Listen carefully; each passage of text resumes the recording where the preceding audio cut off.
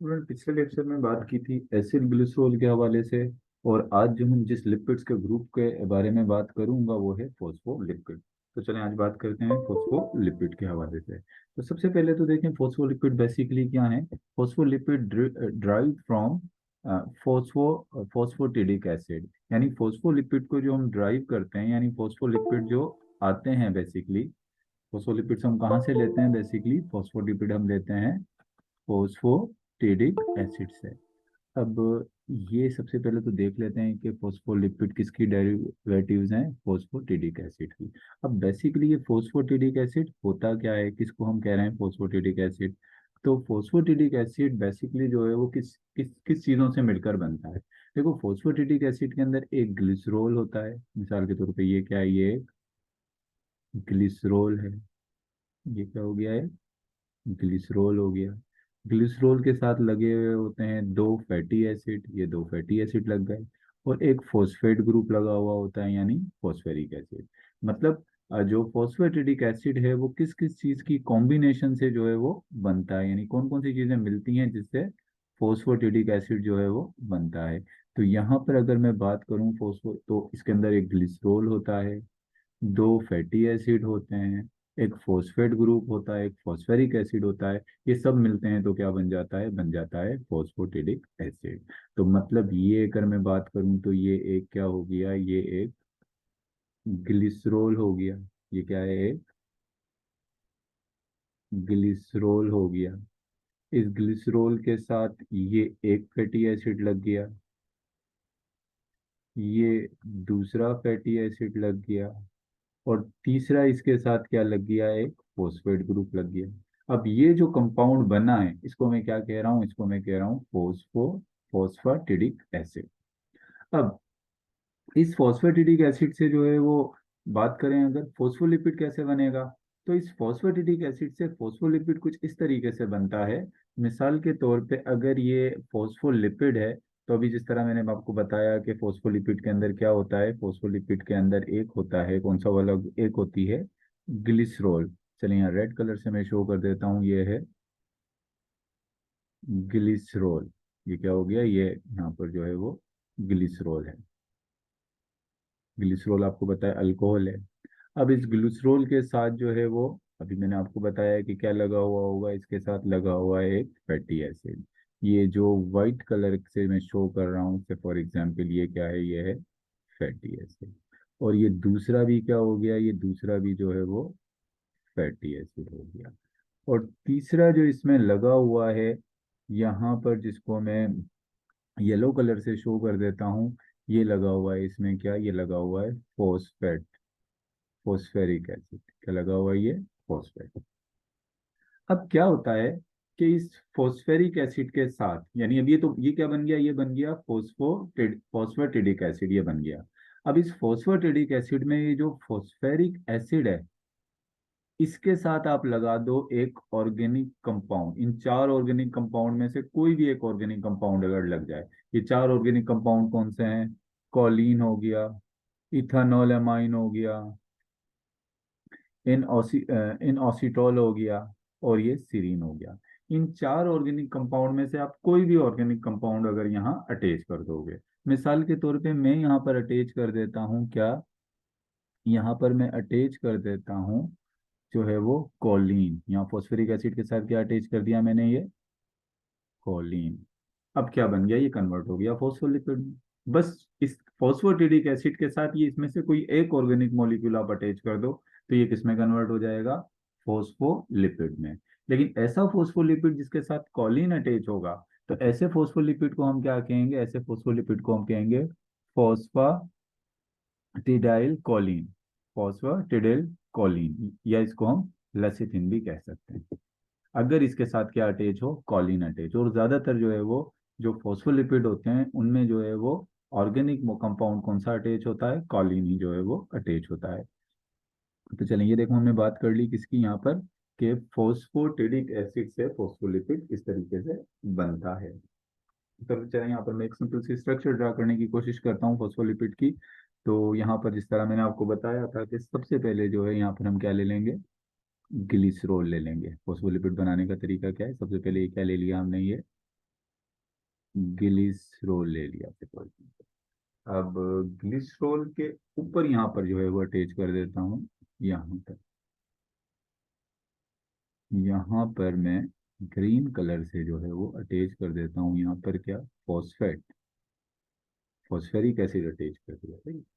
और ग्लिसरॉल के नीचे जो है वो क्या करता हूँ कि दो फैटी एसिड की, यहाँ पर दो फैटी एसिड की चेन लगा दे। एक फैटी एसिड ये हो गया और एक फैटी एसिड ये हो गया व्हाइट कलर। ये आपको पता है क्या बन गया, ये बन गया फॉस्फेटिडिक एसिड। अब इस फॉस्फोलिपिड के साथ मैंने सिंपल क्या करना है, अब इस फॉस्फोलिपिड के साथ मैंने एक कोई भी ऑर्गेनिक कंपाउंड लगा देना है। मिसाल के तौर पे यहाँ मैंने कॉलिन लगा दी, तो ये क्या बन गया, ये बन गया फॉस्फोलिपिड। तो आप देखें आपकी बुक क्या बता रही है, phospholipid is form when phosphatidic acid combine with one of four organic compound, यानी चार ऑर्गेनिक कंपाउंड में से किसी भी एक ऑर्गेनिक कंपाउंड के साथ जब फॉस्फेटिडिक एसिड अटैच हो जाएगा। ये फोर ऑर्गेनिक कंपाउंड कौन से हैं, कॉलिन है। कॉलिन बेसिकली क्या है, एक नाइट्रोजिनस बेस है, ठीक है? ये मतलब डिजोल्व होकर ओएच ग्रुप रिलीज करती है, इस वजह से इसको हम कह रहे हैं नाइट्रोजिनस बेस। इसके अलावा दूसरे नंबर पर जो है वो है इथानॉल अमाइन। इथानॉल अमाइन क्या है, बेसिकली अल्कोहल है जिसके पास अमाइनो ग्रुप होता है, तो इस वजह से इसको हम कह रहे हैं इथानॉल अमाइन। इसके अलावा इनोसिटोल है, ये बेसिकली क्या है, ये भी अमाइनो अल्कोहल है। और एक क्या है, सीरीन है, जो क्या है, ये अमाइनो एसिड।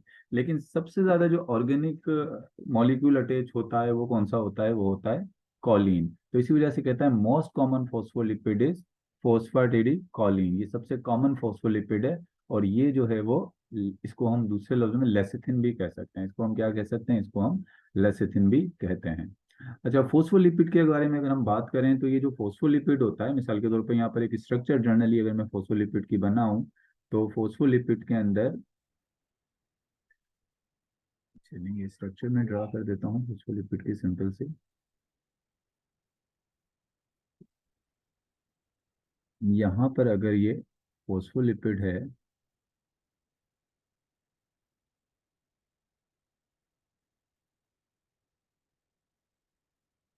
अब देखिए फोस्फोलिपिड के अंदर ये जो मैंने बनाया है, ये क्या हो गया, ये नीचे दो जो टेल नजर आ रही हैं, जो ये है फैटी एसिड, ये क्या है, ये फैटी एसिड है।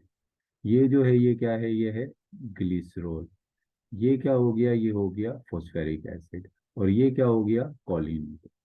अब ये जो फोस्फोलिपिड है, फोस्फोलिपिड का ये वाला पार्ट जो है वो, ये वाला पार्ट जो है बेसिकली फोस्फोलिपिड का नीचे वाला पार्ट, तो इस तरह इस वाले पार्ट को अगर हम,